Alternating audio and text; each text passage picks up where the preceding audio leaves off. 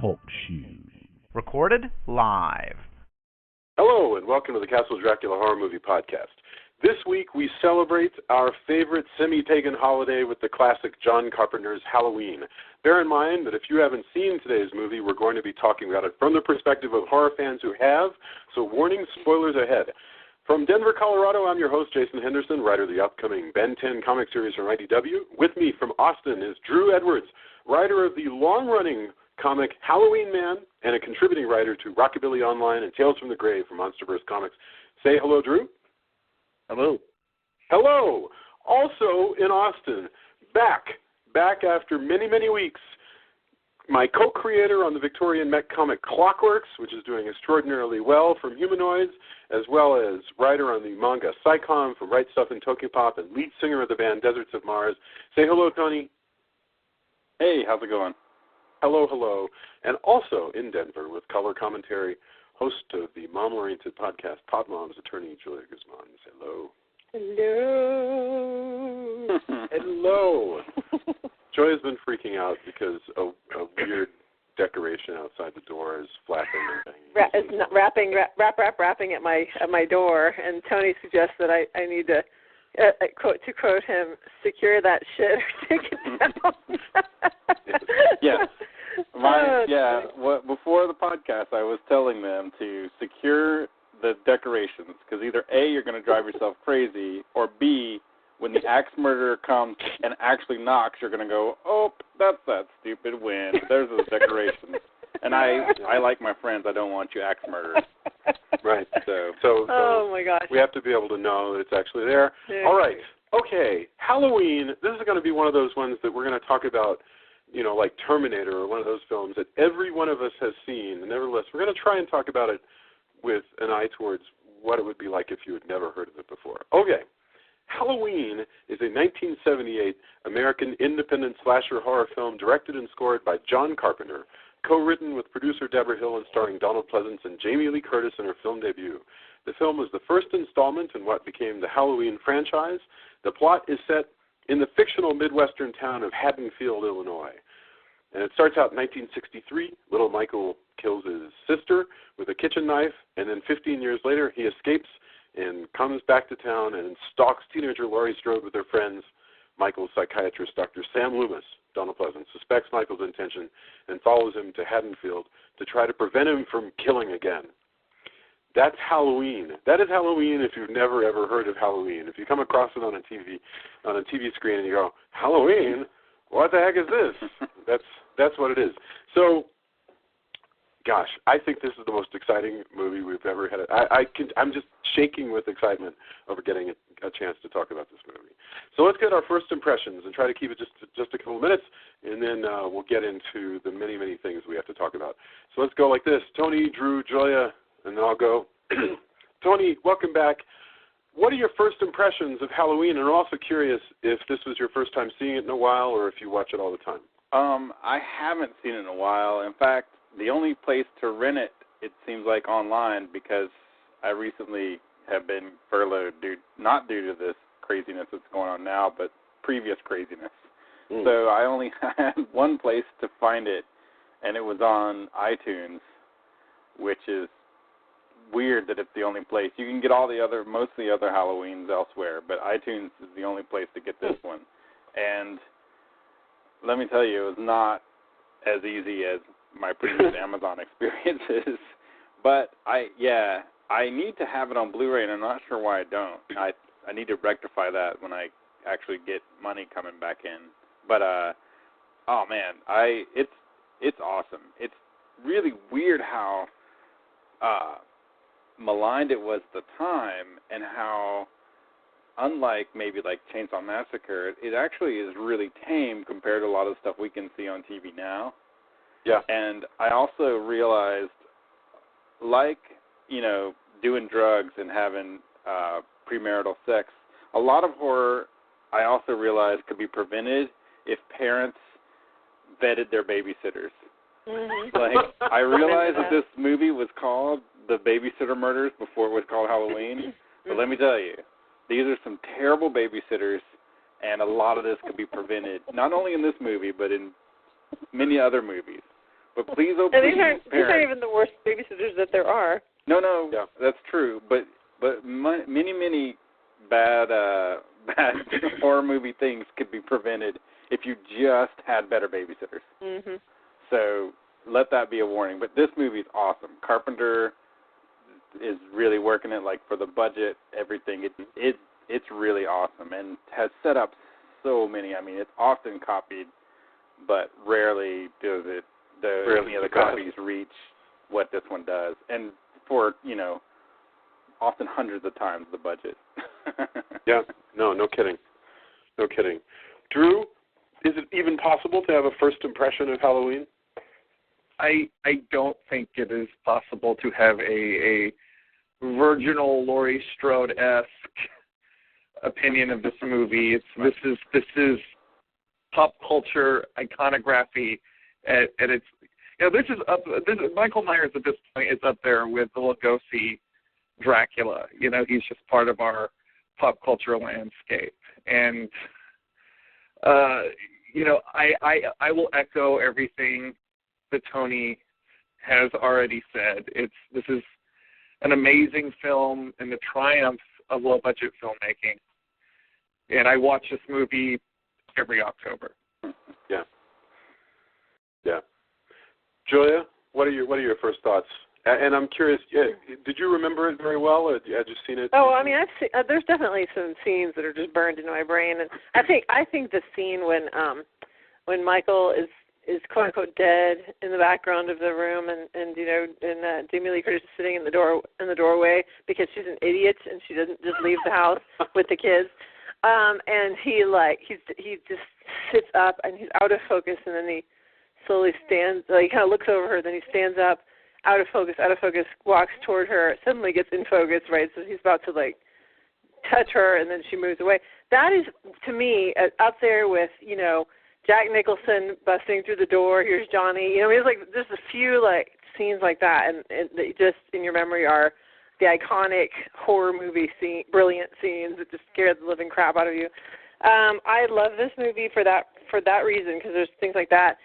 And for the music and the mood, I mean, there's definitely, I think the acting is terrible on the part of the horrible babysitters, aside from Jamie Lee Curtis' side, of course. But all the background characters are just, the acting is so awful. But that's the only thing I don't like about it. Yeah, I think it's a lot of fun. And Jason has forbidden me from. I was going to spend the entire podcast just singing, "This is Halloween, this is Halloween, Halloween." But he says I can't do that.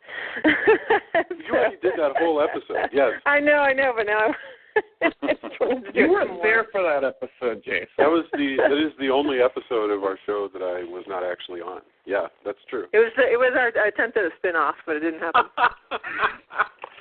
That's right. Julia was the Enos of the Castle Dracula Horror Movie podcast. Nice. I think she did an excellent job as Master of Ceremonies. Thank you very much. Oh, thank you. I appreciate that. All right. So, no, for my part, I like to think of myself more as the Mork and Mindy, but whatever. Right. Well, that is a long-lasting spin. There you go. I'm the mirth of the gang. Sorry. Mirth, lest anybody know, played by John Winters. It's a long story. Never mind. Okay. I watch this movie just like Drew every Halloween. I've had versions of it as our personal technology has changed. I had a VHS from Anchor Bay, and then I had the 25th anniversary DVD, also from Anchor Bay, and I just got the 35th anniversary Blu-ray, yet again from Anchor Bay, because once Anchor Bay got their hands on Halloween, they have figured out a way to mint a new copy of it every opportunity they get, which is fine, because they're always great. The new Blu-ray is beautiful.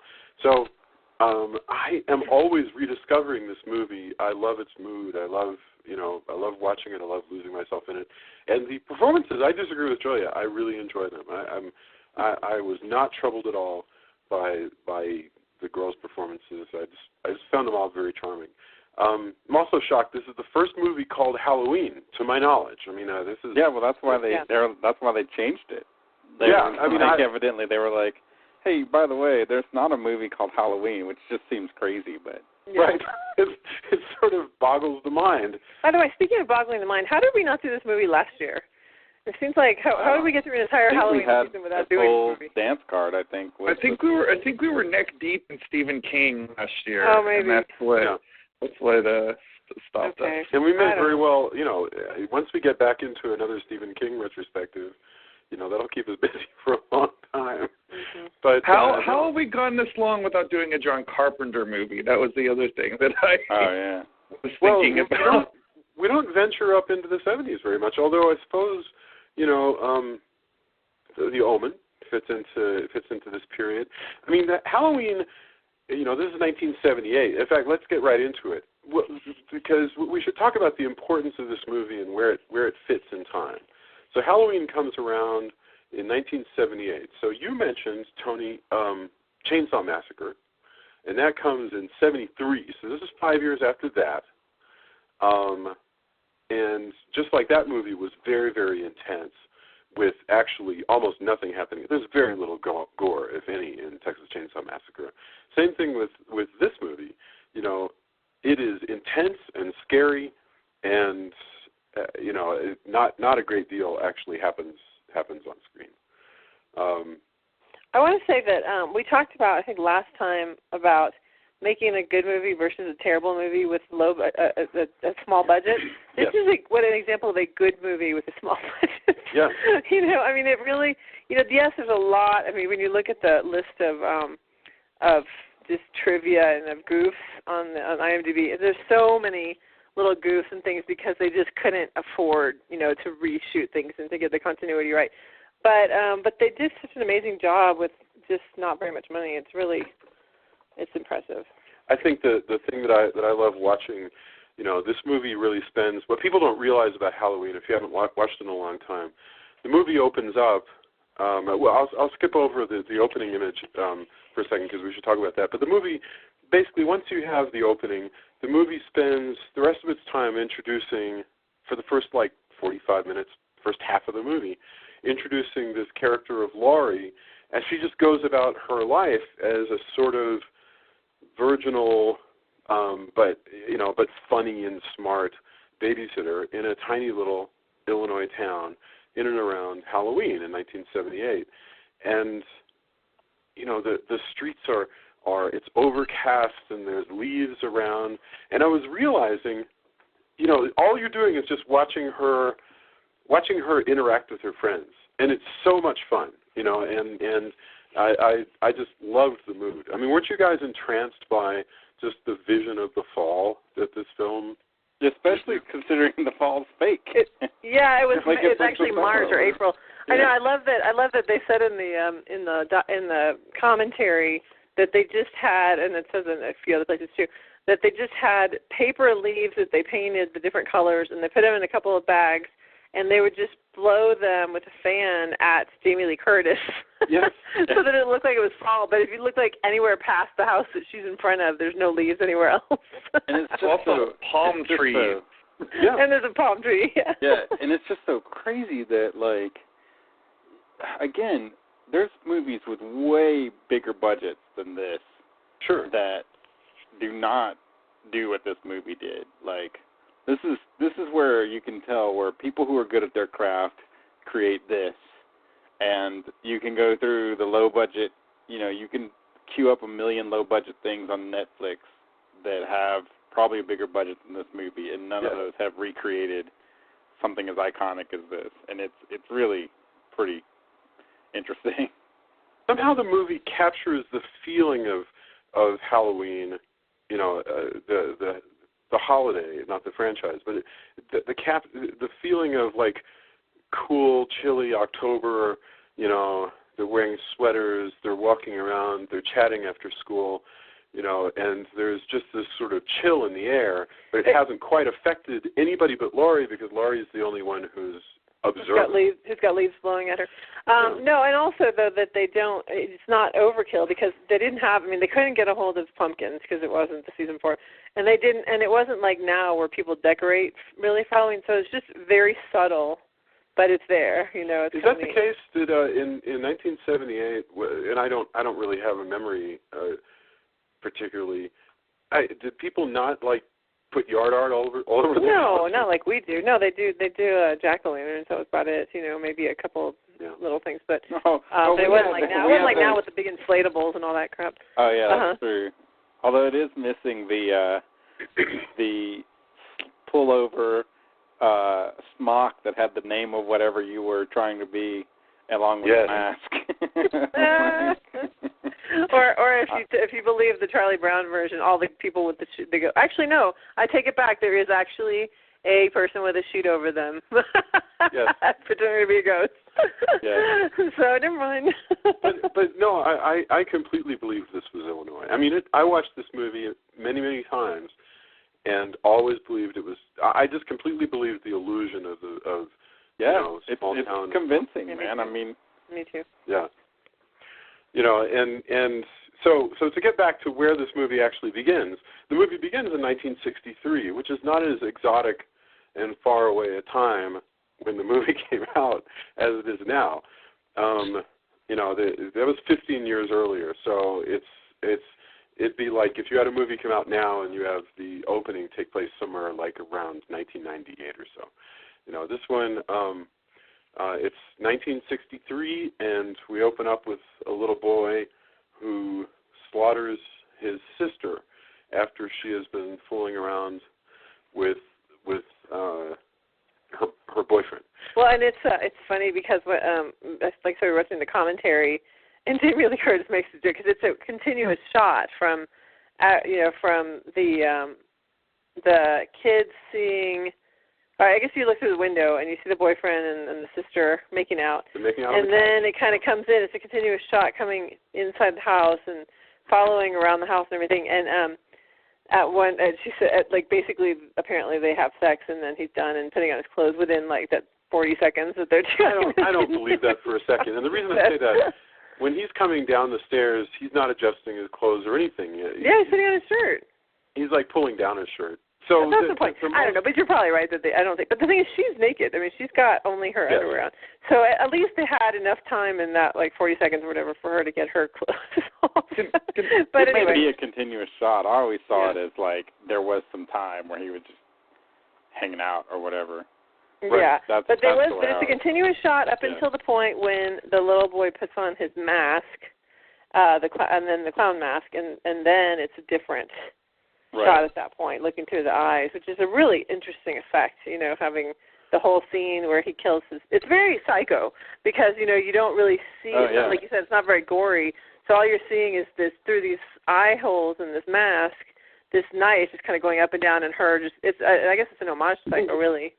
What makes the scene, and when I was a kid and I first saw this movie, what makes the scene gross to me is the sound, and this movie uses sound so well, but I just remember the very first time I saw that movie being so freaked out by first you get the stabbing sound. It just sounds like he's stabbing a rotten pumpkin appropriately enough, and then you go down and his kid's parents roll up and they take the mask off, and here's this kid with this blood splattered knife just standing there, and it's like the world's most demented postcard.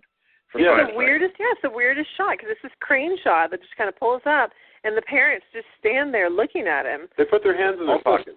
Yeah, the mom puts her hands in her pockets. Yeah. I like how he like re-seeing this. Like I was like, wow, that could be like Home Alone. That could be Macaulay Culkin. Like, but his expression and everything when they pull it off, it's like, huh. Like it could just as easily be him. Yeah. It's the dark side of Norman Rockwell, which I feel like you get all over this movie. Right. It is really funny, and it also establishes another weird thing that might be an accident to the filming, but it's the weird, blasé nature of the adult actors in these films. You can say what you will about the performances of the teenagers, but the adults are all monotonous and sort of stilted and false. So the adults, they come up, they go, Michael, except for the psychiatrist, except for Donald Pleasance, who we'll get to in a second. But yeah, we establish it right there. The parent, the mom puts her hands in her pockets and just sort of looks at him like, whatever shall we do? They haven't, if these are real people, we can only presume that it hasn't dawned on them yet that he's got a bloody knife in his hand. It's so strange, and that's going to continue because later when Laurie is in her, Laurie, our main character who we're following around, when she's in class, the teacher drones on with such monotony that it's as though she's a character in a Charlie Brown special, But instead of going wah wah wah wah wah, she's like just sort of droning on in the distance, and so you can hear her talking about whatever book it is that they're studying, and as Laurie's just sort of going about her day.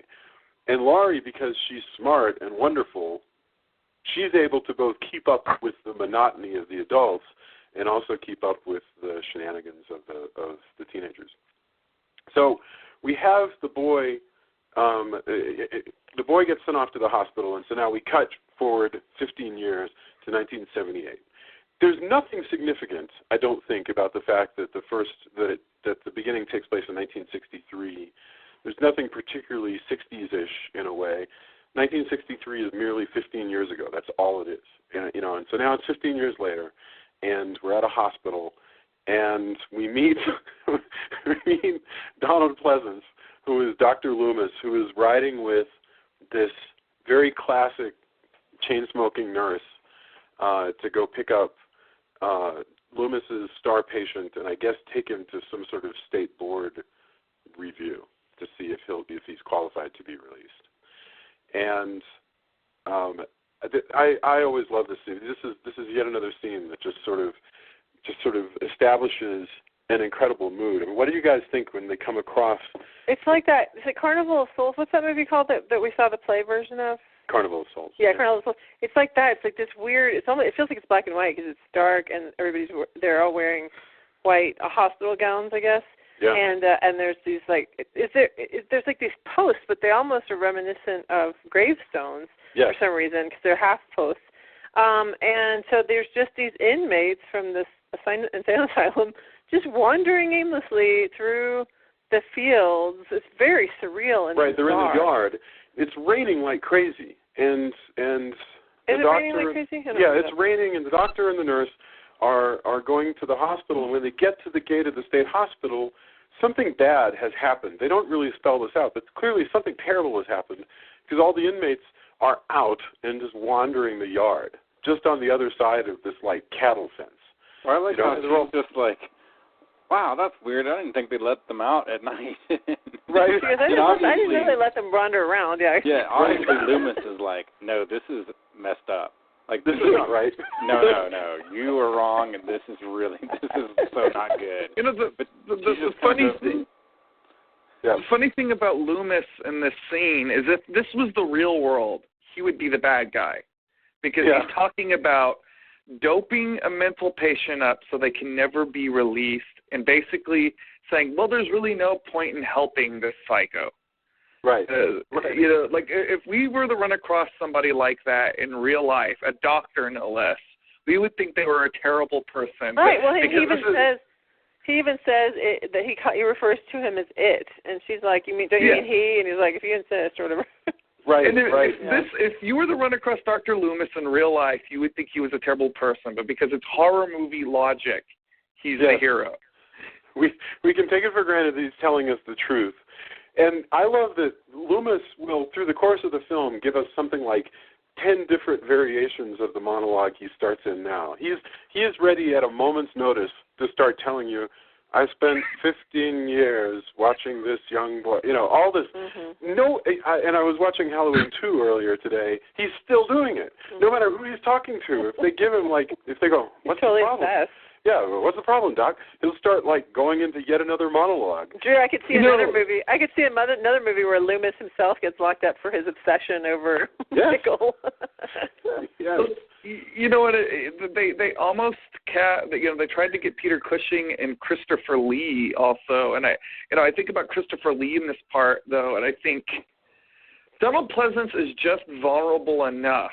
Like if they had Christopher Lee running around, if Christopher Lee runs across Michael Myers, I think Christopher Lee would just break Michael Myers' neck and be done with it. I cannot imagine in a million years, I cannot imagine Christopher Lee playing this part. That just no. It's absurd. To imagine him going, I found this child 6 years old, and utterly devoid of emotion. I can't imagine that those lines being read by Christopher Lee and sounding. No, that just wouldn't work. Peter Cushing probably could have worked though. Yeah, maybe. Loomis is a variation of a Van Helsing type. So well, apparently Christopher Lee said it was the biggest mistake he ever made in his career to turn it around. Yeah, because Donald Pleasance milked this part for like the next decade or so. Yes, because he did several of them. There is actually, it's funny you should mention that about the bad guy doctor and so forth. And I was thinking about the movie Alone in the Dark with Jack Palance and Donald Pleasance. And this is one that Tony and I saw at the Alamo. And in that one, they spell out more. Donald Pleasance is very much a sort of liberal doctor who, believes that everybody in the asylum can be reformed. And Jack Palance is, if I recall, he's an inmate who has severe PTSD, but also, is trying to convince Donald Pleasance that he shouldn't be so naive. That, it was very interesting. It was sort of the reactionary extreme version of what you see here, which is that some people are evil and they deserve to be locked up. It's funny how much you have to forget that you don't know yet when you're watching this movie. Like when you're watching it the first time, you don't know what Michael's going to be. You don't know that he's going to come back and get a mask. You don't know that he's going to stalk Laurie. All this stuff, it's very weird. A William Shatner mask, no less. Yes. Well, so in many ways, Michael Myers was the first of his type, because anything leading up to this is in what we think of as a slasher movie. Even the Texas Chainsaw Massacre, you were talking about mortal men, whereas there is something decidedly supernatural, even though they never really spell out what, about Michael Myers. Can you explain that to me? Because, for instance, this is before Friday the 13th, right? Yes. Isn't that correct? And Friday the 13th even took it even more overt than this, because whereas Jason is this undead thing, and it's spelled out for you. Michael Myers is evil, and because he's evil with a capital E, he can do things that normal people can't do. He can seemingly vanish. He can survive being shot, stabbed, thrown out of a window, and he's literally everywhere. So is Michael?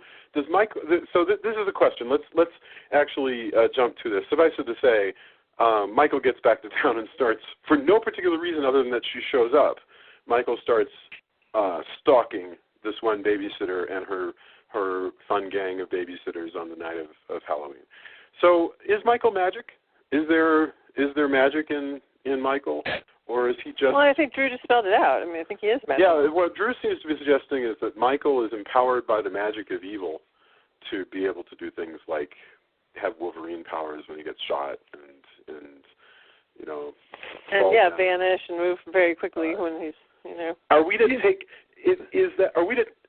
I'm not sure how to ask. It's not as spelled out as it got when we got into the 80s, because in the 80s they started to have fun with makeup effects. So they wanted to make all these crazy monsters like Chucky and Pinhead and Freddy Krueger and where. Well, my question is, are we to accept Michael as a human with human powers who's just extremely skilled? Like for instance, Michael does stuff.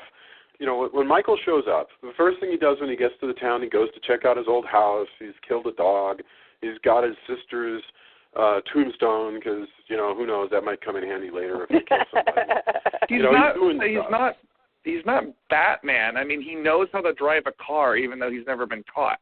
Well, okay, my favorite thing about that. Okay, go ahead, Joya. Yes. The theory there is that he learned from watching Loomis whenever he's had to go to. There was something I read. Was one of the theories is that whenever he's had to go to these hearings or whatever, he's just watched Loomis and figured it out from there. I'm not. And Loomis but maybe he's a genius. Yeah, he has a throwaway line as well where he's like, well, maybe somebody taught him. Like maybe somebody. Thank you for pointing it out. They did Yeah. think about it, and so they give Loomis just this thing where he goes, "Oh, somebody must have taught him." But what I like about all this though is how dogged he is. Like, yes. unlike Jason, who kind of like, I mean, he's persistent, but he still kind of hangs out at Crystal Lake, and he has like these rules. But Mike Myers, he's ready. Like, he's driving, some chick says something, and he slams on the brakes, and then decides, well, no, I can get him later. And he hangs out. He's just messing with her. Jason, He's like, oh, you think so? And Michael are very. Okay. Jason and Michael are very similar, but also it's very important now that Jason has this childlike, what we associate as being childlike lack of intellect, whereas Michael Myers has this fiendish intelligence. Like, Jason would never dress himself up like the dead boyfriend and, toy with somebody. Where he's like, or he's be a ghost. Like, it's like he has these little sense of humor things that he does. Like when he's in the like sheet. I'm going to hang out in this sheet. Hey, you should come back to bed. Oh, it's me, Michael Myers. He goes, so let's talk about that for a second. When one of the girls, and I'm trying to remember now which one it is, but anyway, one of the teenagers is in bed with her boyfriend. The boyfriend gets up. Michael kills him. We'll talk about that later if we get a chance. But anyway, when he comes back, he's wearing a sheet over his head and the boyfriend's glasses. And so PJ Souls, I'm sorry, from Carrie. PJ Souls is there in bed, and she goes, well, come back to bed, and he just stands there. And Michael, the killer, is wearing this sheet and just standing there in the living room. Think about this.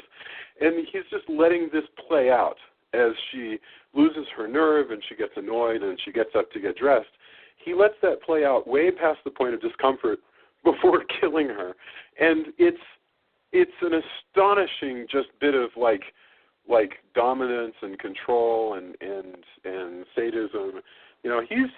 He is a clever evil person. But what I was thinking about was and strange. Like when he kills the boyfriend. And by the way, what a strange scene that is when he stabs him and basically pins into a wall, but there's no blood, which is very interesting. And there's never any blood even on the wall because whenever she's wandering around later on, Laurie is, she doesn't see any blood or anything. But anyway, so he kills him, and then he just stands there and kind of cocks his head to the side like, that's interesting. Like he's just studying his work. Yeah. Very odd character. Okay, well, there's been one person I remember commented on that where they said, he takes the boy with the glasses, and these are teenagers, by the way. Michael's not interested in killing little kids. Has anybody noticed this? Well, so far, we don't know what would have happened if the kids hadn't gotten away in the house. Yeah, I think he would I think he was just like, well, this is what I started with. I don't think he wouldn't, but who knows? I get the impression that they're practically invisible to him. That little children, anybody under puberty, is practically a speed bump as far as Michael is concerned. Because the bully kids who are giving Tommy Doyle trouble, they run into him.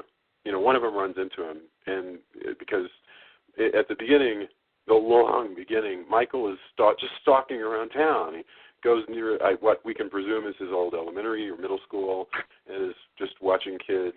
Well, I think one of the things that makes this movie so amazing is that it's 90% of what you just said of him just kind of being around in the background and this just setting this mood where, you don't even notice. And I was like, we actually had to back it up to see what it was that Laurie's looking out the window of her school, and she's just staring at the car, and we knew it was the car that Michael stole from Loomis, from the nurse. But we couldn't tell why she was staring so intently at it. So we backed it up and realized that Michael's standing behind the car, but you don't notice because it's just his head. You just kind of see his head amongst this tree, basically. But it's stuff like that where she's like, oh, check it out. Or like you'll see him just kind of in the background of something. Or this one scene when she's freaking out because she knows that she's found the teenagers. She's found her friends that are dead now, and she's in the house, and she's been backed into various corners by her own fear, apparently. And so she's just up against the wall next to a dark doorway, and all of a sudden there's just the slightest light that illuminates his face, and you just are like flipping out, and she doesn't see it. But that's the kind of thing that makes this movie amazing. Yes. And so cheaply done, you know. His face sort of, it abstracts out of the darkness. Yeah. You know, we're watching her screaming, you know, and sobbing against, you know, next to this dark doorway, and suddenly, just through a shift of light, you become aware that he's standing right next to her. And you're screaming at the movie, going, yes, get away from there! Why are you standing next to that doorway? But what I'm thinking about was the if you were to pretend for a moment that this were a Funny or Die sketch, you know, you think about all the work that Michael's got to put into all this crap. Like if he's across the street and he's like, there's that teenager I saw outside my house that I've decided to start stalking. Here's her school. I found the window where she's sitting in class, and luckily she's next to the window. That's kind of awesome. I'm going to park my car here and stand here, wait for her. Wait. Is she looking? Yes, she's looking. I'm standing. She's looking. She's looked away. Now I'm going to run really quick and get in the car. Have you seen Behind the Mask? No. What is that? Okay, Behind the Mask is basically the horror movie equivalent of Spinal Tap, and they follow a film crew follows a slasher around as they set up all this stuff. And I without going too far into it, because we should probably do it the next time we do comedy horror. Well, I did think whenever he steals the station wagon, I was hoping that one day we would get a like slasher road trip movie where it's like a bunch of slashers just on like more comedy horror. Just like, hey, get in! I've got the car. Oh man, that's so cool. Let's go. So you get this like Thelma and Louise road trip. I do like movie. the idea of Michael and Freddie and Jason, you know, like sharing a station wagon and crossing the country and, you know, stopping for Funyuns and like listening to Boston. I could just see the trailer for that, you know. In a world where I would love for them to accidentally hit Pumpkinhead and run him over. Just that's their reaction. Like, oh, what is that? I don't know. Should I stab it? We stab things. Well, that's what we do. Yeah. Go ahead and stab it. Yeah. They could stop off at like the Children of the Corn place. Exactly. Or the pet cemetery. They like bury something. Like, and the things that freak them out would be really freaky. Like, this is freaking me out. We don't get freaked out. Get yourself together. Yeah, you're not allowed to get freaked out, you idiot. Yeah, but you know, I think as much as Michael Myers hates like nudity and all that, I kind of wondered if he like could work for like a fundamentalist. That's one of my notes. Like, you know, because he really kind of hates this. Like maybe Michael Myers should be employed like by like Fred Phelps or somebody. Like, oh man, these guys are really bad. Listen. I think Michael Myers would think that was selling out. He does it for the love. He doesn't do it for the evil. Money. And mostly he does it for the evil, though. For the love of evil. He's keeping it real and for evil.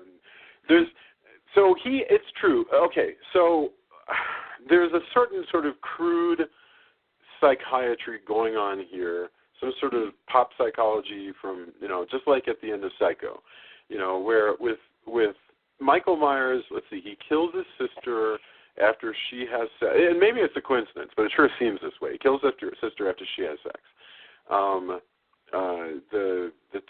The two other babysitters are both sexually active. The final girl, the one who survives, is the one who is most sort of uninitiated into the realm of sexuality. Does that mean anything, or is it just a big coincidence that everybody always plays out? Because that's what people have been talking about for years now. John Carpenter said he had no real, you know, anti-sex agenda. He was just trying to show teenagers doing things teenagers do, right, which is, I think, is honest as far as he's concerned. As far as all the other slasher movies that came out after this, Lord knows. And the only reason that Laurie doesn't get killed is because she's so observant that she notices stuff, whereas the other people are so caught up in their little, you know, situations that they're in that they don't notice the killer. I think that's right. I think I buy that anyway. I mean, I have no idea if it's right, but I completely buy the notion that what saves Laurie is that she's brilliant. I mean, she's really smart. She can see things happening. You know, she notices Michael when others don't. And by the way, you know what she's not in this movie? Are idiots, right? Yeah, well, like she is going out with some truly stupid people. Like she hangs out with true dummies. Oh, I love these girls. Didn't you love watching them walk down the street? It doesn't mean they're not stupid, though. Just chatter about yes, yeah. They talk about really dumb stuff. Like they're idiots. Yes. Like I mean, she's her. I think Jason's love of PJ Souls is exposing itself. Yeah, listen to their first conversation again. These people are stupid. Like these are like barely gonna pass, and I'm like Beavis and Butthead right now. They're like, I hope I pass. Oh man, I gotta graduate. Is there any way I can do extra credit? That's a conversation that's gonna happen if they didn't get killed. Wow. I agree. Well, I mean, to some extent, these are not the best actresses. I think PJ Souls is funny, but PJ Souls is not acting like a real person. I mean, her line readings are completely theatrical. You know, I don't think like I don't know if the actresses are smart or not. I'm talking about the characters themselves. No, the characters as babysitters are astonishingly irresponsible babysitters. I love the way that and maybe this is just the way babysitters were in the late 70s, but like you've got PJ Souls. No, they weren't. I don't remember her ever actually babysitting anybody. But no, she's supposed to. That's the thing. That's the problem. Yes. Wait, no, which one? Wait, I'm sorry. No, you're right. You're right. Annie is watching Lindsay, and she's basically doing everything but watch Lindsay. Right. Okay, you're right. So the other girl, his name is Linda, is not. You're right. She's on a date. She's not babysitting. But the other chick, Annie, dumps her kid on Lori, and I'm just like, what does she think is going to happen when the parents come home? Especially given that Linda and her boyfriend are now over there getting it on.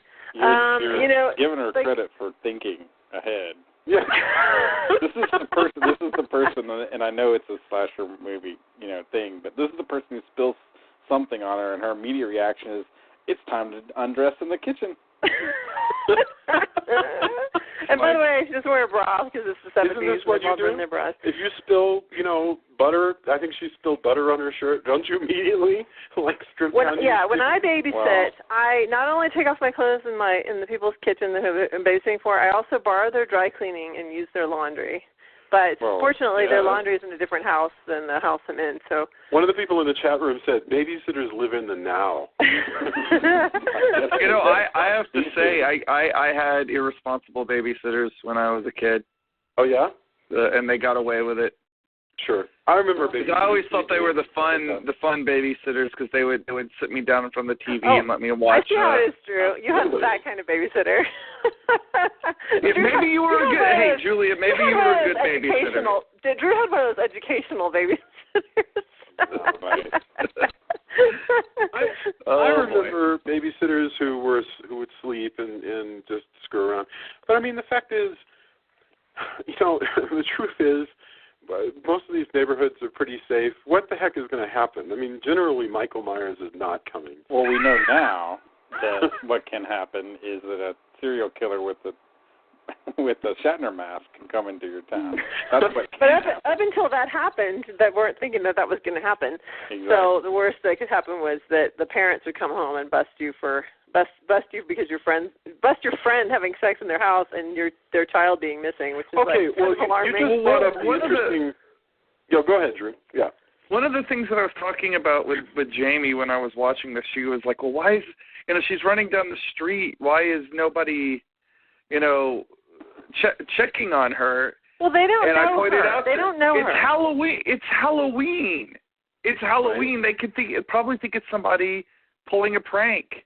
Oh my no, God! I don't think that's it. I think they don't know her, and she's flipping out. And this is a conservative suburb. It's a small town. Of course, they know her. You think they know her on that street? I don't think so, because she's babysitting in another person's house. It's like the town I grew up in. I grew up in. You know everybody. I think they know her. I just think that they're nervous and scared. Well, we she's screaming. We have not said what it is that you're talking about. Okay. What you're talking about is the scene. So she runs out of the house and she's screaming, pounding on these people's door after Michael has tried to kill her and she's found all the dead friends. And these people turn on their lights, look out the window, and then turn off their lights and they ignore her. And I think it's because they're afraid. I think they're afraid that either she's psychotic or that whoever's after her is going to come after them as well. Oh, I hear you saying this, and already my heart rate is increasing because they are afraid. That's exactly what's happening. It's a very frustrating scene. I mean, and this happens in real life. This is the most realistic thing in the whole movie, is when she goes screaming and limping across the street and bangs on somebody's door, they look out the window and then they don't open the door for her. It's terrifying, and that I actually is had really something similar. Not that happened, but You I had Michael Myers come after you? whose electrical system was going out, and I stopped at a place. This is in rural Mississippi when I lived there, and knocked on some people's doors and was like, "Hey, my car is really messed up," and they never would answer. And so I pulled down the road, and because my headlights went out, I actually got into a wreck. And I was oh my God! Like people who decided I was scary, So yeah. People are weird about that. They didn't even turn on their lights. They were like, just ignore it, it'll go away. Man, and I'm telling you, that was really scary. That is a very scary moment in the movie. Well, where are the parents anyway? I mean, it's funny. At least there are people in that house. They're in Halloween parties. I guess they are. It's the 70s. They're at like a key party. Key parties. Halloween key parties. Hey, key parties with masks, even better. Right.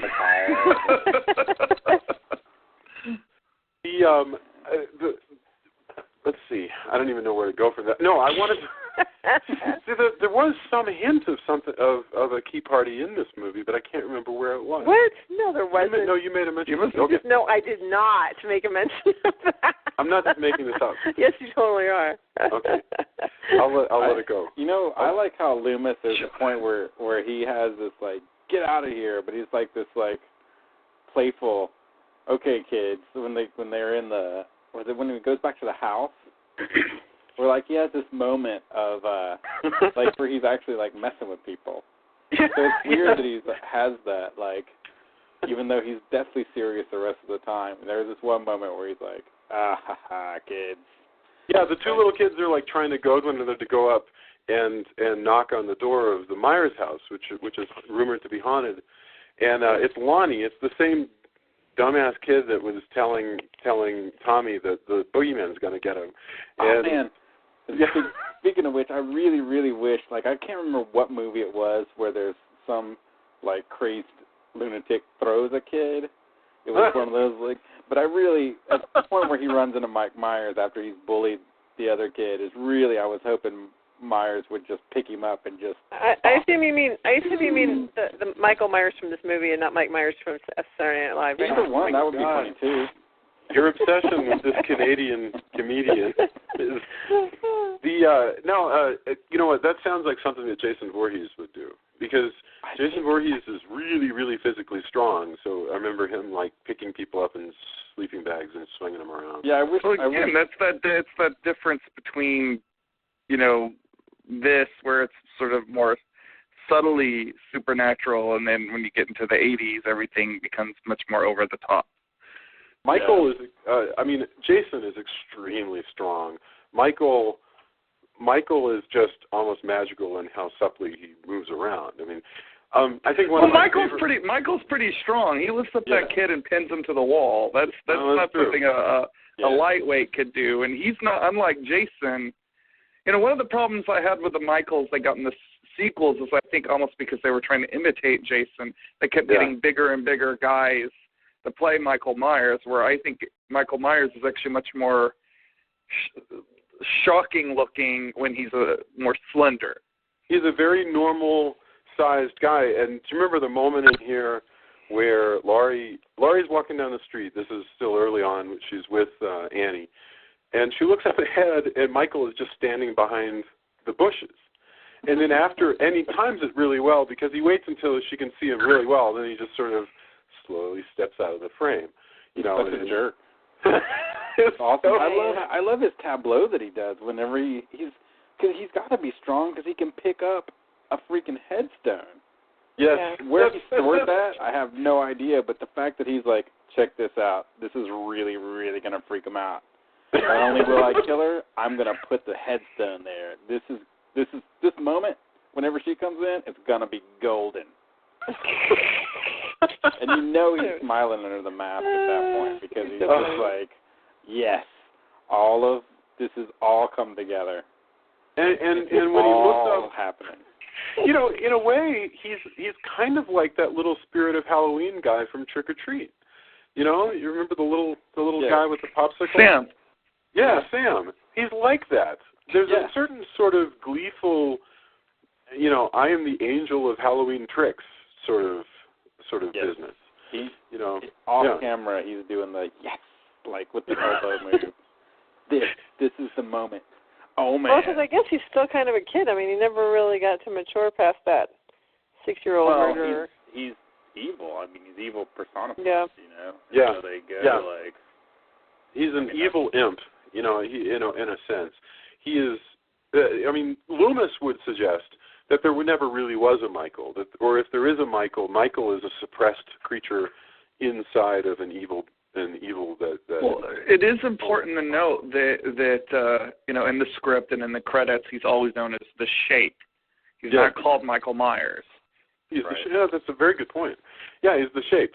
He's the Shape that's standing out there, you know, sort of in amongst the laundry that's been hung out. And he looks blank.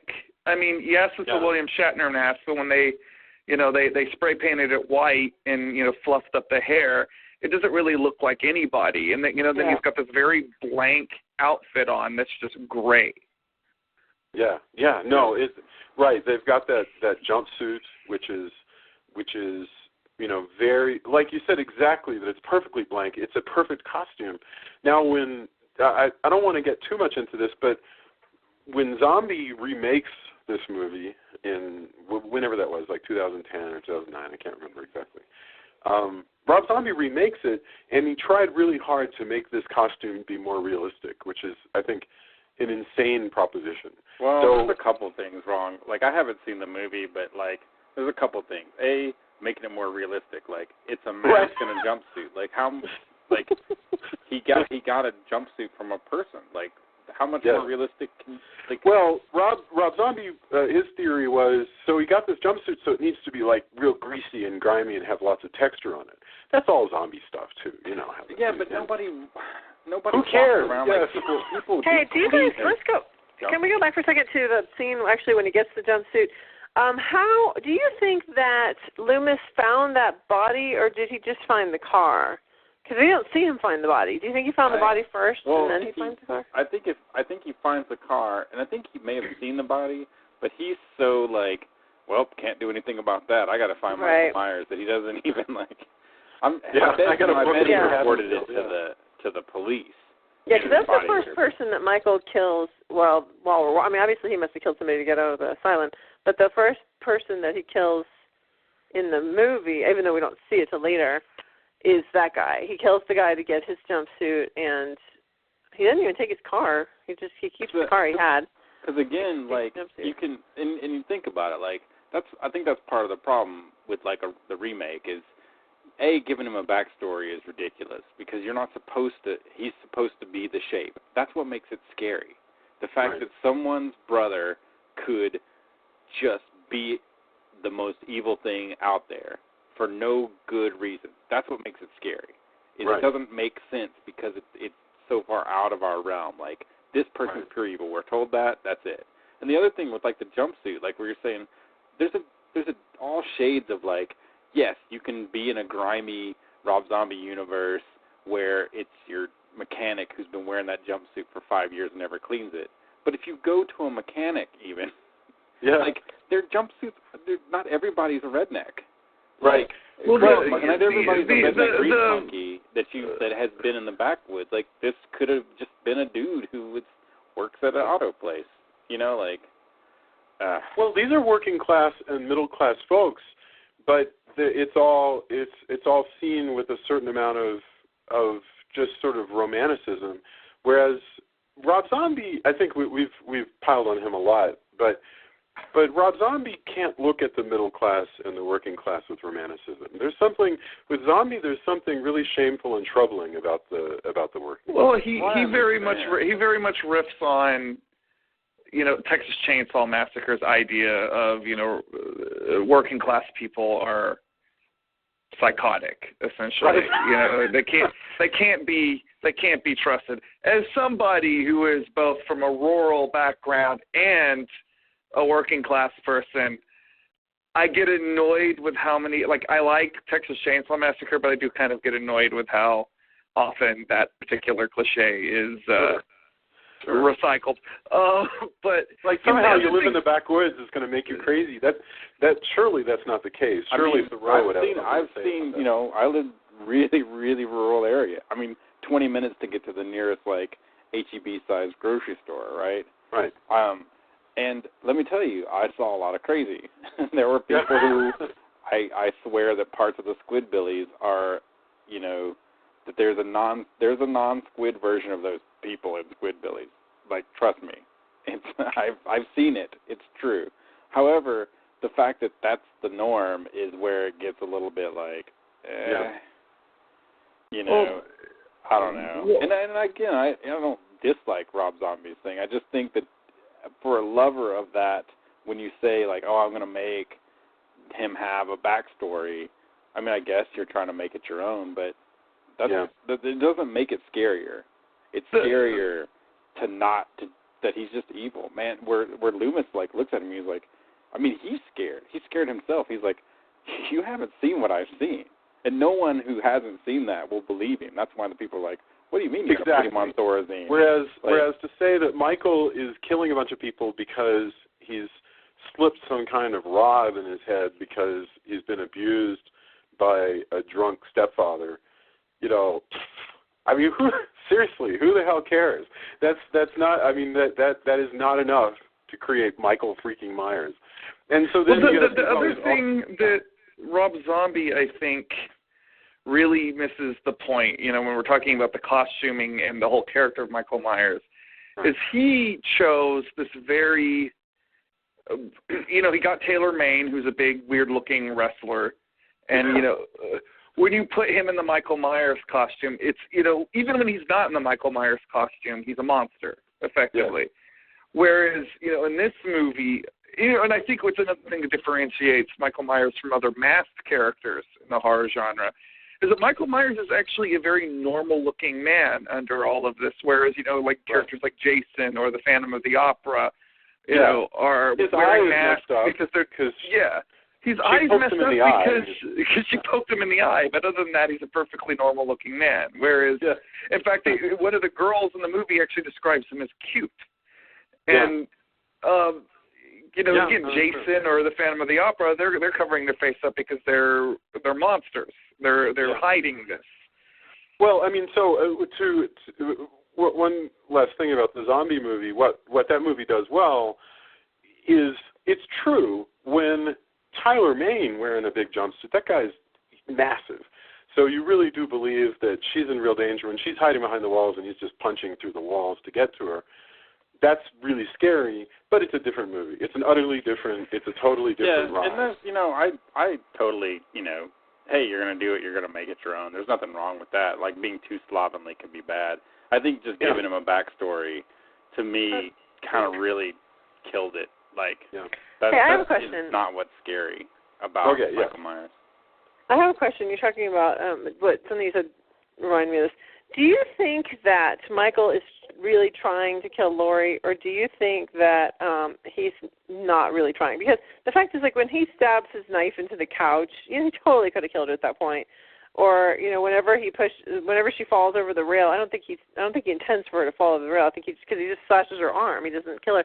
Do you think? Is he trying to kill Laurie? Is he trying to kill Laurie? And also, is the second movie where you find out that, in fact, she's his sister, is that already in the mind of the director at this point, so that's why that would be a reason why he wouldn't want to kill her necessarily?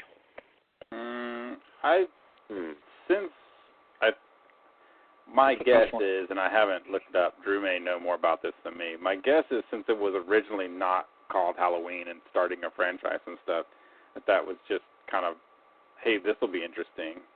And B, I think he's just, because he's so used to being able to do whatever he wants, like, he's going to string it out, but I think he definitely wants to kill her. I think the end goal is definitely to kill her. And even, I have to say, even it's hard to like be of two minds here. Obviously, this movie doesn't know the second movie is going to happen. We know that for sure. But even in the second movie, when we do know that Laurie turns out to be Michael's sister for reasons that I don't even recall right now, Michael still totally wants to kill her. I mean, he walks up to her bed and thinks she's in the bed and stabs the bed a bunch of times, and it just so happens that she's not there. So Michael's not interested in saving her life.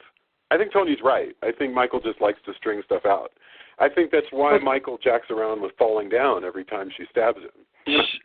Their original intention, or at least in Deborah Hill's mind, is the reason why he was stalking her in the first movie is that she reminds him of his older sister. So there is that sister link. So, I mean, I guess you could say that that was already, gestating in their minds when they came back for the screenplay for Halloween 2. But Lord knows. Yeah. I think if we pretend that Halloween 2 never happened, then this is just a movie about the boogeyman. He fixates on Laurie because she's the first interesting girl that he sees. I think there is a connection with his sister. I think he stalks her and stalks kids and wanders around the town. And he's the boogeyman. He honestly is. That's what this is. And he gives us a great sort of exercise through the evening of Halloween. He messes around with pumpkins and tombstones, and he messes around with doors, and he sneaks up on people, and he strangles people and knifes them. And then in the end, he disappears, just like the evening of Halloween will disappear. And I think that's all it is. I mean, but that's because of it's a pure single episode. And then you have sequels, and they make it more complicated. Have you guys? Has anybody here? Go ahead. Yeah. As far as I'm concerned, Laurie Strode is actually the most important person in the Halloween universe. Like, I like to pretend that there's only 3 movies: Halloween 2 and H2O. Yeah, explain the whole franchise, ignoring the zombie reboot, because it's complicated. And I have on top of my TV right now, I just picked up from the library, Halloween's 4, 5, and 6, because I haven't seen them. I don't even think I've ever seen 4 and 5. 3 is not a Halloween movie at all. So let's recap. 1 is the night he comes home. 2 is like 3 years later, filmed 3 years later, but it takes place, if I recall, I've started watching it today, it takes place like 90 seconds later. It literally just picks up. It's the rest of the same night. Same night. And then Michael dies at the end of it. I haven't finished watching it, but I remember this. He dies at the end of it. And so no more Michael. They do a Halloween 3 that's unrelated to Michael. And then Michael comes back in 3 movies, bam, bam, bam, that I have not seen. Has anybody here seen the triple movie cycle that came in Halloween? There's that's its own continuity where they deal with this whole cult of Thorn, which is what is actually driving Michael, and it's. I actually kind of like some of that, but I understand why. Again, I'm like on the fence, right? Because I'm like, like he doesn't need a backstory. But then when they kind of gave him one, I guess, is it 5 where he gets broken at the very end? He gets broken out of the prison. Yeah, I actually like that ending. Like, I think that's cool, but. As far as did it need to be that, that's. I remember liking that too. That there's this man in black who apparently is on the earth to like sort of smooth things over for Michael and break him out of prison and stuff like that. That was all pretty cool. I thought that was neat, but again, it didn't. That could have been another movie. Yeah, I like Donald Pleasance in those movies. I don't really like anything else about them. I hear you. I can't tell you if they hold up because like I say, they're sitting there. I haven't watched them yet. They could be terrible. The funny thing is, I just bitched about Zombie creating all this continuity, and yet we're basically saying we have a weird fondness for these movies that create a weird continuity for me. I know, that's what I'm saying. Well, but there is no, like, you know, even the zombie films are an excellent example. I mean, there's like 3 divergent Halloween universes. There's the, you know, Halloween 2, Halloween H2O movies. There's the other, you know, the Cult of Thorn version of it. And then there's the Rob Zombie one. You know, don't even get me into the one where they have Busta Rhymes in it. We'll really pretend that one doesn't exist. Halloween Resurrection, which in theory is part of the mainline Halloween continuity that goes Halloween, Halloween 2, H2O, and Resurrection. Oh, God, that movie. You can pretend it doesn't exist. I'm actually perfectly happy to, when I come across a movie in a cycle that I don't agree with. H2O, and I hope we get around to doing it someday, but H2O, they should have just stopped, because that is the best ending to a franchise that I have ever seen. Laurie Strode lops off Michael Myers' head. Yes. The end. Well, I kind of wish, like, actually, I had a note, because I was like, look, if there's a psycho, that's what you do. You do not, like, there's no court that will convict you after all those murders if you are the one who cuts off the psycho's head to prevent him from getting up, even though you don't know that that's it. But if you want to just stab and stab and stab and stab and stab to keep this, or shoot, or whatever you need to do, at that point, Are you referencing the beginning of Halloween Resurrection? Is that what you're talking about, where she's on the roof with him and you know what? This is going way far afield in Laurie Strode. I do have to say this. What do you guys? Go ahead. Well, in H2O, there is this point, this wonderful point, where Laurie, who is now 20 years older, realizes that Michael has come for her. And so she's arranged for everybody to be gone from this little island in Napa Valley. It's not literally an island. It's an enclosed, walled-in school in Napa Valley. And so she locks the doors and locks the gates, and then she just takes to the mall with an axe in her hand and starts screaming his name. And it's the coolest thing. It is truly this thrilling moment of seeing Jamie Lee Curtis start to stalk Michael Myers. By the way, she doesn't really look much older in that movie. Like, I had, like, another one of my notes is, like, she doesn't look, even though she's the only teenager in the movie, she does not look like a teenager in this movie. Like, she was just always the age Jamie Lee Curtis is. Isn't she wonderful? It's so weird. Like, Jamie Lee Curtis is delightful, and there's a new commentary on the Blu-ray that Joy was mentioning earlier, and it's so wonderful to hear Jamie Lee Curtis and John Carpenter. Yeah, it's like they're an old married couple because they're just constantly bickering back and forth. Like, she remembers everything perfectly, and so she keeps telling him, no, that's not how it happened. And then he just makes fun of her because she gets so scared by everything. Like, as she's watching it, she keeps going, that's awesome. You know, God, that's so terrifying. Oh, my God. And he's like, you are the best audience. And she's like, that's so scary. It's really delightful. I just had the biggest grin on my face the whole time listening to it because Jamie Lee Curtis is totally gracious and cool and fun. I hate commentaries generally. I mean, commentaries on DVDs and Blu-rays usually just are a waste of time as far as I'm concerned. But this one is totally not. It was. Well, the Carpenter ones are pretty good. Like, the one for The Thing is really good. Oh, yeah, no, that's totally true. And the same thing. It must be him. He must have this way of getting his performers to feel comfortable just sort of chilling out with him on tape, because Kurt Russell was the same way. He had the best time talking about The Thing, you know, and joking with John Carpenter. That's totally true. Which, by the way, when they're showing The Thing from Another Planet, like, logo, I had forgotten how close that the logo was to just The Thing.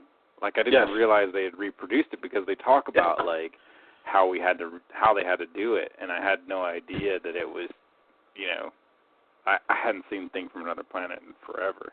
Yeah, so I was like, hey, that's really cool. Because that's what's playing on the plot is that the teenagers who are babysitting, everybody on this one is babysitting on one street, and they're all watching the same like 6-hour monster movie marathon, and they showed Thing from Another World, and you know, I just loved all of that stuff with the kids watching the black and white TV and you know, carving the pumpkins and hanging out. I mean, as a child of the 70s, you know, because I would have been 6 years old in 1978. This is my childhood you're seeing here. This is precisely what my own what my house looked like. So you had a serial killer kill your family as well? Yes. The family that you know is actually the second family. Oh, okay. Yeah. So we don't talk about them. Serial killer is his brother, by the way, just coincidentally. Only Jason didn't know until a decade ago or so. That explains a lot, actually. But no, Laurie, you would love that commentary. We should talk about the music because, unfortunately, I have a feeling we could just talk about basically stuff about this movie for 6 more hours. But we should totally talk about the music. Oh, that's amazing music. Yeah. So simple and so powerful. Tony, we weren't even recording when you were talking about Carpenter's composition. Yeah, well, he's really good at themes. Like, they're not huge production, scores, but his work in making themes that stick with you, because that's music I like. I write, for example, riff-based music. I am not a big prog person. That's not how I write personally. And so, to me, songwriting is something that you kind of feel in your gut more than like, oh, look, they changed this crazy time signature, now this and that. Like, even though that's really good, and I like some of that, personally, when I sit down to write, it's much more like this. And he is just a master of making these awesome very themes simple that stick with you. Yeah. And, some of it uses maybe sometimes some dated by now keyboard stuff, and we go, oh, that sounds like this, dated. But they stick with you no matter what. And, to be such a good director and then also be able to orchestrate these awesome themes, with pretty simple means. He's not using he's not getting a symphony to do this stuff. He's has his keyboard set up and, maybe gets a guitarist and stuff, bassist, drums, when he's not using just synth. There's some electronic stuff going on in this. It's 78, so I don't know what kind of keyboard he's using, but he's got piano, and then he's got some weird sort of electronic keyboard sounds. Well, there was still there's a lot of keyboard stuff you could use, but the fact that he keeps using those, and he's using those to great effect in most of his movies, and changing from a major key to a minor key, which is it was a really neat effect. Yeah, he's really, really good. I think in some ways underrated as far as, if somebody else had written these themes that wasn't the director, those people would be getting like, oh man, well his score for this is really good. The fact he does both and, executes so well at both is something to be said. It's beautiful music, and everybody knows it. When the Halloween theme is one of those themes, like the Twilight Zone themes, that everyone knows. Yeah. Also, I really love, one of the things I love about the sound design is how much of the POV Michael Myers breathing noise that you get, even when it's not POV shots, like the way he mixes it in and out is really for drama. I noticed that a lot, and I was like, wow, that's actually a really interesting way of doing that, because it's, it's so effective, and it's such a different kind of thing that had been done in a lot of other movies, I think, Well, okay, now that you mention that, we hear that sound, and in fact, almost all the sound, I'm amazed at how good this guy is. Now, mind you, he had already made Assault on Precinct 13, so it's not like we're talking about a first-time director. But nevertheless, look how perfect all the lighting is always, you watch, we've talked about color timing before, and you just film actors, you film, Mel Gibson crossing the street getting out of a car. And if you look at the dailies, it doesn't look like a movie, It takes work to make the film look right. And, in adjustments and color timing and everything. Carpenter has done such a killer job getting all this movie to match up properly, different times of day.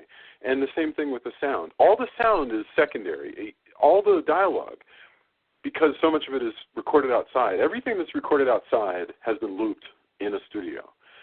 So nothing is the original sound. It's all, it's all just a very carefully handcrafted creation. And it's amazing to me how, I have no doubt this guy is an insane control freak. He seems that way on his commentaries, but he's a gifted director. It's funny that he hasn't made a lot of classics, really. When it comes at one point he goes, what are you talking about? I mean, I'm thinking He has made a lot of, The Thing, Big Trouble in Little China. Yeah, and Escape from New York, which is one of my favorite ones. Escape from New York. Even Starman is well regarded. Well, I'm just saying that Carpenter falls as much as he rises. There are a lot of opportunities. Yeah, I love John Carpenter, don't get me wrong, but there are a lot of lesser Carpenter movies where he's not using any of his tricks. It's clearly just a film. I mean, I don't think Village of the Damned brings anything, although I enjoy it. I think it's a perfectly competent movie. But what about In the Mouth of Madness, though? Beautiful. That's a pretty good movie. Yeah, that's true. And even when he's bad, he's still pretty good. So, well, I have a certain affection for vampires, even though I don't think it's a good movie. Wow, I'd forgotten about vampires. No, there's nothing artsy about. There's none of these director tricks that he did on whatever it is, $200,000 or whatever. There's none of the artistry in vampires. Well, before we get on to other movies from John Carpenter, I should say, now that we have gotten on to other movies by John Carpenter, maybe we should start wrapping up. Yes. Well, that's true. The John Carpenter, save it for the John Carpenter retrospective.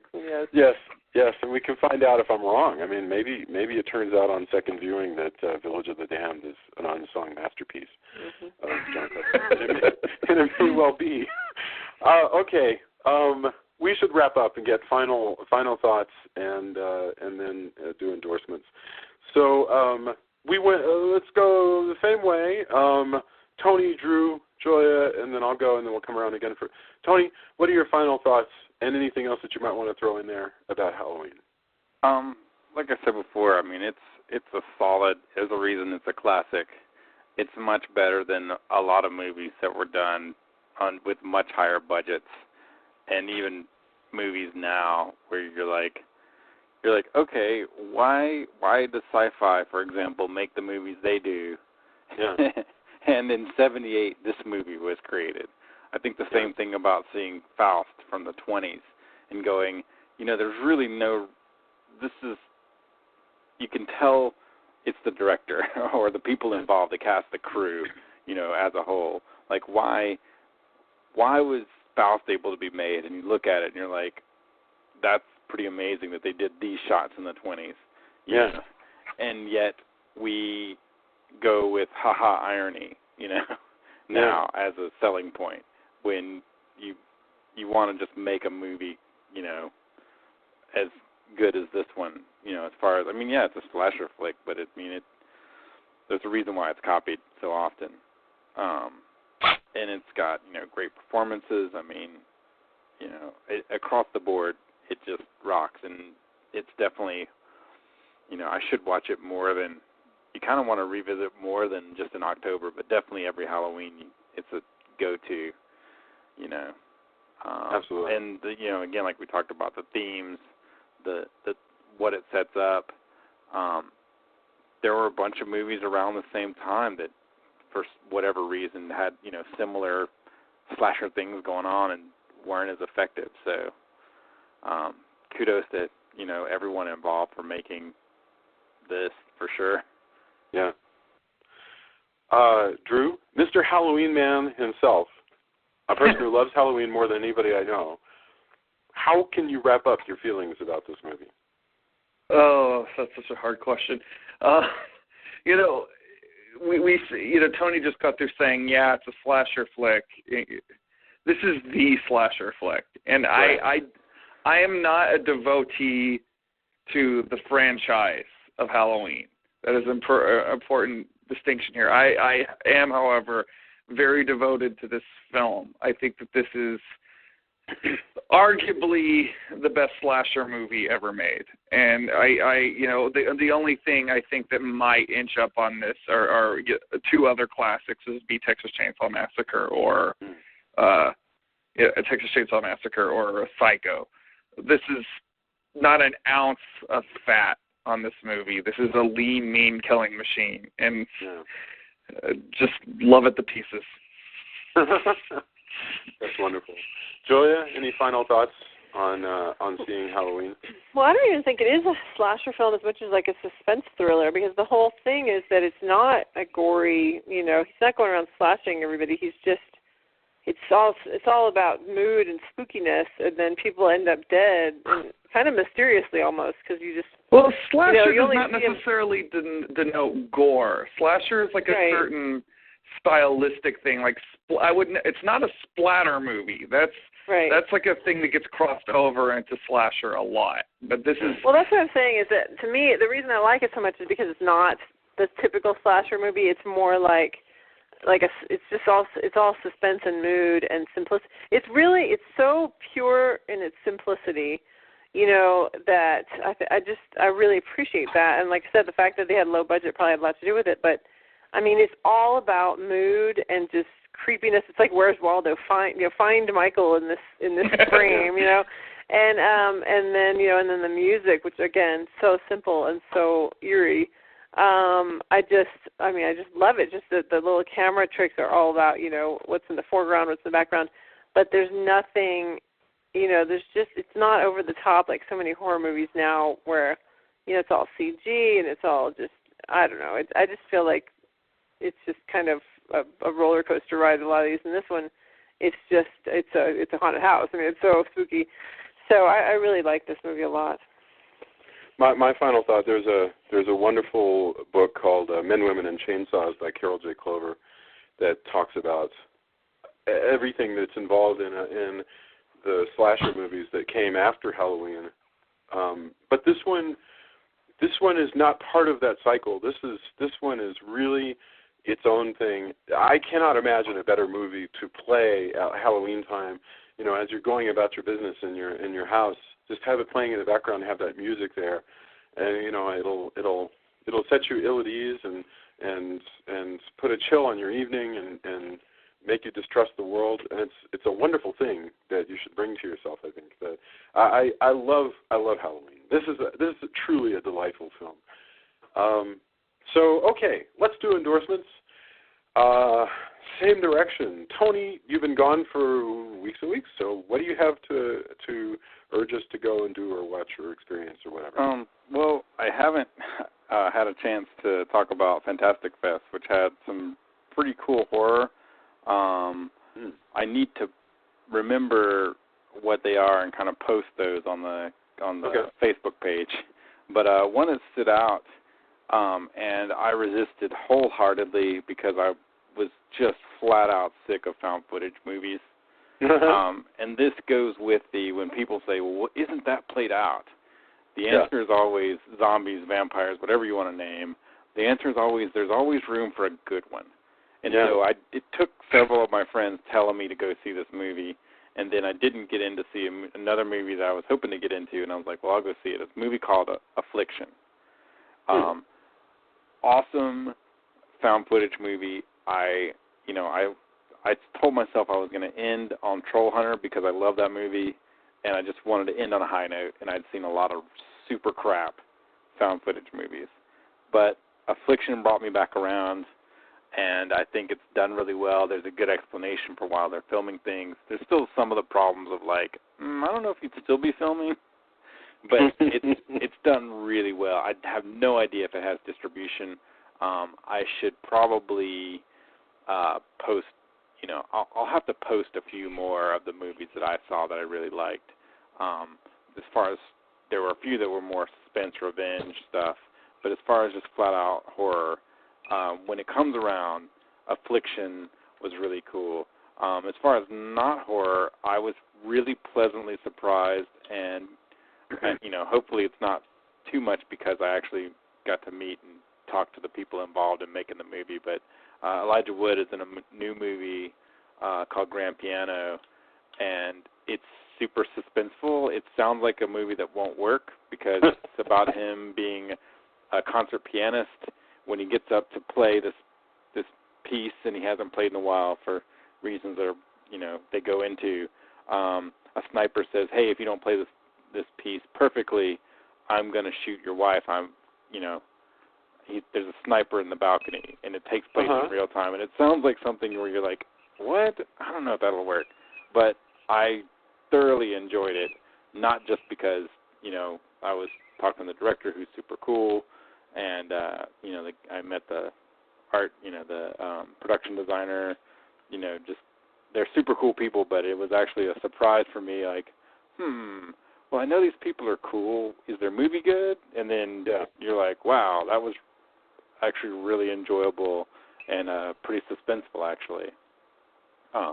And so that was really cool too. Those are my recommendations. Oh, and finally, if you're lucky enough to have cash to get it, Pacific Rim. I'm jealous because Pacific Rim comes out on Blu-ray tomorrow.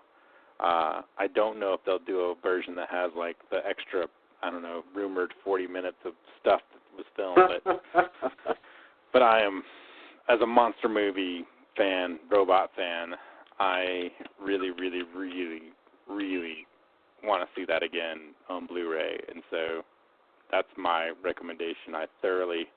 4-year-old me and 40-year-old me were high-fiving virtually across space and time every time I watch that movie. So very cool. All right, Drew, you have any endorsements for us? I do. Again, a few weeks back was my birthday, so I'm kind of filtering through all the comic books that were given to me.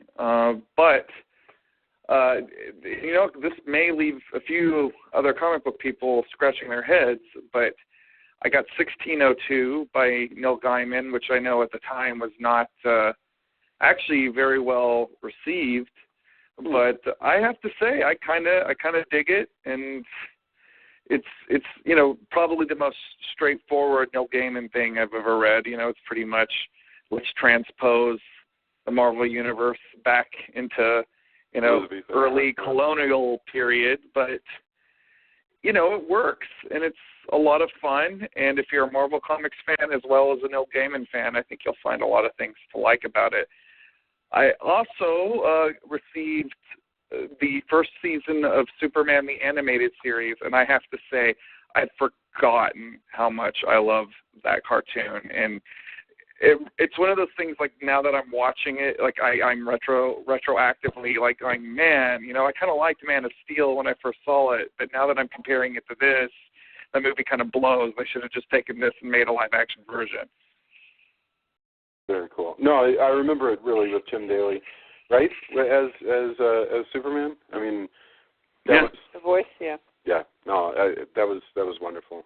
In fact, well, the Lobo episode alone. I remember that the first draft of Superman Returns was supposed to have Lobo in it, and at the time I was like, really? And then I watched the episode with Lobo on this. I was like, yeah. That really would have worked. Why didn't they do that? He's a hilarious character. Yeah. Very cool. All right, Julia, did you have anything to endorse? Well, I just endorsed my annual traditional program during this time period, which is It's the Great Pumpkin, Charlie Brown. And is that the one we reviewed? Yeah, we reviewed it. Yes, we have an episode on that. Yeah. So check out our Castle Dracula on that one. On the Great Pumpkin, Charlie Brown. Yeah, that's a fun conversation, actually. In fact, we recently posted all of our Halloween episodes in a posting on the Facebook page, so you can find it there. My endorsement this week, actually, I just got the X-Files. So there's a new X-Files comic book series from IDW, which I haven't started reading yet. But one of the reasons I haven't started reading it is because I'm just starting. They also collected all the classic X-Files comics from Stefan Petrucka, who wrote this just fantastic series of X-Files comics several years ago, with art by Charlie Adlard, the guy who does The Walking Dead. And it is really wonderful. It's the best tie-in comic I've ever read. And I would put it even above the Buffy the Vampire Slayer comics written personally by Joss Whedon. I think Stefan Petrucka just hits the X-Files comics out of the park. When you think, wow, what would make an X-Files comic interesting? Because, you know, you go, wow, so it'll just be the two FBI agents and it'll be like the show, only it's in a comic. It's not like that at all. There's real depth to it, and it's very, very amazing.